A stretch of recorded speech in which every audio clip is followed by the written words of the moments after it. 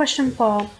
How did you use new media technologies in the construction and research stages? We use several new media technologies when constructing our media video and also my ancillary products.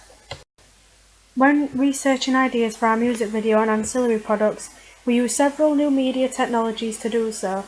We particularly used web apps on Web 2.0 or Riley 2004 for this. This is because by using web apps, it allowed technological convergence PJ Fura 2004 to occur. For example, by using Web.2, we could embed videos that we have made onto our blog on www.wordpress.com by uploading the videos onto www.youtube.com and embedding the link onto our blogs. This shows that by using two web apps that are made for the purposes of different media platforms, we were able to be more creative and put different mediums on websites we were unable to do if we were using Web 1.0. One key web app that we used was Bubbleless. We used this mind map app for our initial ideas for what we wanted to include in both our music video and our individual ancillary products. Bubbleless allowed us to color code each section of our mind map quickly, which helped to identify which section belonged to what part of the music video / ancillary products. By using color coding, it enabled us to differentiate the different codes and conventions that we wanted to pastiche in both our music video and individual ancillary products. Bubbleless allowed us to be creative, which backs up Banji, Byrne and Buckingham's theory 2010 that creativity isn't inherent but it's due to new digital technologies, because we were able to include images on the mind map to make the mind map less text heavy and easier to read.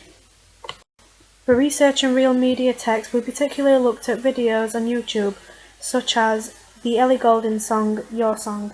This particular video links into our subgenre, folk indie, Barry Keith Grant, 1995, because the footage itself is earthy and rustic, which gives the video a personal touch within the audience. As well as this, the audience that the video is aimed at is 16 to 24-year-old females, because the song is based about relationships, and also because the artist is a young woman. It again relates to the target audience because the majority of the audience are teenage girls / young women. By watching this, we learned that by using casual clothing for our mise-en-scène, we could make our music video more relatable to our target audience, and by using higher angle shots for the subordinate female and low angle shots for the dominant male, we could create a binary opposite of gender. By using YouTube, we were able to watch the videos in high quality, and we were able to pause, fast forward and rewind on particular parts of the music video we wanted to watch. By using the website ssyoutube.com, we could download particular videos onto our computers free of charge. This allowed us to put the music videos into Movie Maker so that we could analyse them and compare them to the codes and conventions that are needed to make a good music video. Goodwin, 1992. The following codes and conventions we needed to create a music video are music matching the visuals, iconography, lyrics, close-ups, lyrics matching the visuals, and finally voyeurism, and place them onto our blogs on www.wordpress.com. By doing this, we could understand why we needed 6 codes and conventions for our music video and how we could pastiche them from primary research that is relatable to our target audience and music genre. By using Movie Maker, we could make videos easily and quickly, and we could anchor, Barf's 1979, the visuals and audio, which was good practice for when we edited our music video, and also record our voices over the images so that we could explain to them what they meant without needing to place text next to them.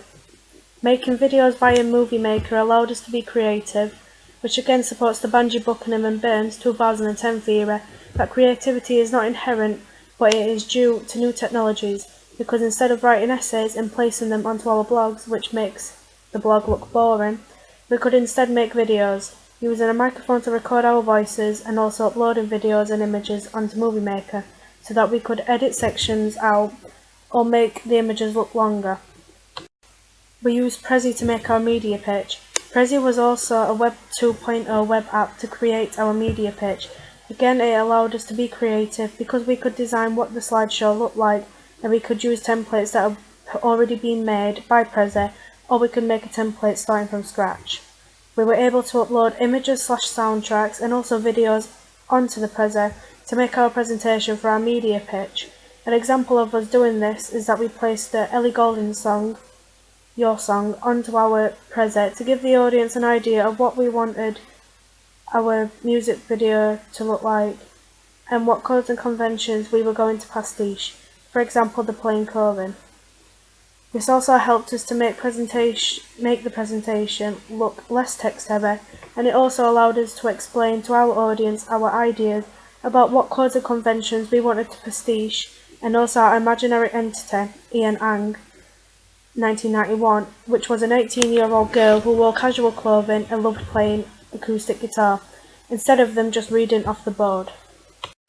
By using Prezi, we were able to make our media pitch seem more interesting and interactive. It also allowed us to present our presentation verbally.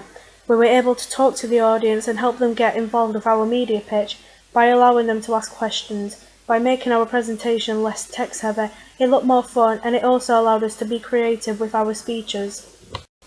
When filming our music video, we used several video cameras. We used a Sony HDV and 2 Canon Legria cameras.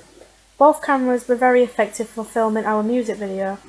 The Sony HDV camera had automatic adjust settings which automatically changed the brightness and contrast of the camera whenever the weather changed. Because we filmed in Clifton Park in the autumn, which also links to our genre because it gave the music video a very rustic and earthy look, which is stereotypical of the indie folk genre, the weather changed very quickly over a short period of time, but the camera automatically adjusts the settings, therefore when playing back the recording, it doesn't look like the weather has actually changed. We used the Sony HDV camera for scenic shots and tracking. We didn't use a tripod the first time because me and my group thought that the camera was stable enough to be handheld. Although when we looked back at the footage, a large percentage of the footage was very shaky and unsteady. Therefore we had to go out filming again. We should have filmed the footage using a tripod the first time so that we didn't have to go out filming again and waste valuable time when we could have been editing the footage. This compromised the professionalism and organisation, Pete Fraser 2002, of our product because we did not conduct enough research into how to film steady shots, and instead we went on our instincts and hoped for the best. We used the Sony HDV to film scenes such as the low angle shot of the couple getting back together in the final scene of the music video. We used a low angle shot for this particular scene to give a preferred reading that the girl has the same amount of power as the boy, because the girl forgave the boy after he broke up with her, and that the couple was equal again. This is stereotypical for our target audience because young girls believe that they can have the same control and power as well as the boy when it comes to relationships. The Canon Legria camera was used in close-up scenes such as the scene where the girl is playing with her ring. The zoom control in the Canon Legria allowed us to film high quality footage even when the image was zoomed in. We used the zoom in because me and my group wanted to make the ring the main focal point of the scene. We also wanted to give a preferred reading that the boy gave the girl the ring and that she is unsure if she wanted to keep the ring or not. Keeping the ring means that she still loves him, but getting rid of the ring means that she was over him. Eventually the girl keeps the ring and the boy and girl eventually get back together. This is stereotypical of our genre because in folk indie music videos, the girl is normally seen deciding whether or not she wants the boy back, but the boy and girl always get back together. Again, the Legria also had automatic contrast settings which adjusted automatically whenever the weather changed. To take pictures of our ancillary products, we used a Canon DSLR camera. Due to the camera being digital, the pictures we took were mainly mid-shots, with the artist Megan Edgar giving a direct gaze. This allowed the audience to see into her eyes and persuade the audience to buy the digipack we created for her. The quality and brightness of the images automatically adjust, which resulted in the images being clear and of high quality. This allowed us to easily edit our images in Adobe Photoshop CS 5.5 without the images distorting or looking pixelated. When editing our music video, we use Adobe Premiere CS 5.5. We use several tools to edit our music video. For example, we used the Razor tool to cut up sections of the footage we filmed, and it allowed us to arrange our footage in our chosen order, because we had 3 different tapes with about 90 minutes of footage due to using 3 different cameras. We arranged the footage by sticking to our storyboards that we created in the planning stages for our music video. We also used shot logs we created before we went out filming to help us place the footage in order to create the codes and conventions of a music video. Goodwin, 1992. Editing our footage allowed us to create stereotypically representations of our target audience and genre by allowing us to change the brightness of the image, making it dark in sad scenes and light in happy scenes, and it also allowed us to add an orange tint to the footage, which gives the music video a rustic and earthy feeling to it, which is stereotypical of the indie folk genre. During the editing stages, the Razor tool allowed us to cut up sections of the footage and select what footage we wanted to use in our music video. It also allowed us to create jump cuts so that the music matched the images, which is a key code and convention when making a music video. An example of this is in the performance scenes. We cut up sections of the footage that was already lip-synced and we placed it in order of the soundtrack. This shows that we have matched the images with the music. Another example is that in the first scene the couple was happy being together. We used the Razor tool to create jump cuts of the couple being happy and being together by using different types of shots. We also use several transitions such as the cross dissolve to help the audience identify which part is the performance and which part is the narrative. We use cross dissolves just before the end of each verse and the beginning of each chorus of the song, because the performance footage occurs in the chorus and the narrative footage occurs in the verses. By using a black and white filter, we could allow the audience to identify that the early scenes of the music video of the boy and girl together was in fact a flashback. This links to the stereotypical representations of our genre, because the majority of indie folk music videos, such as Blame It on the Rain by He Is We, starts with a couple being happy together at the beginning of the music video and then they eventually break up.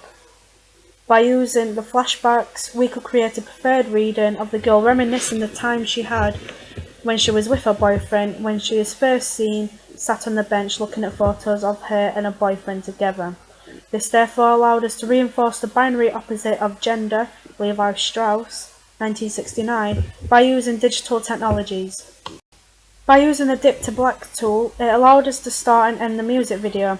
The improvements we could have made was that we didn't use any blue tints in our music video except at the end to make the sky look bright.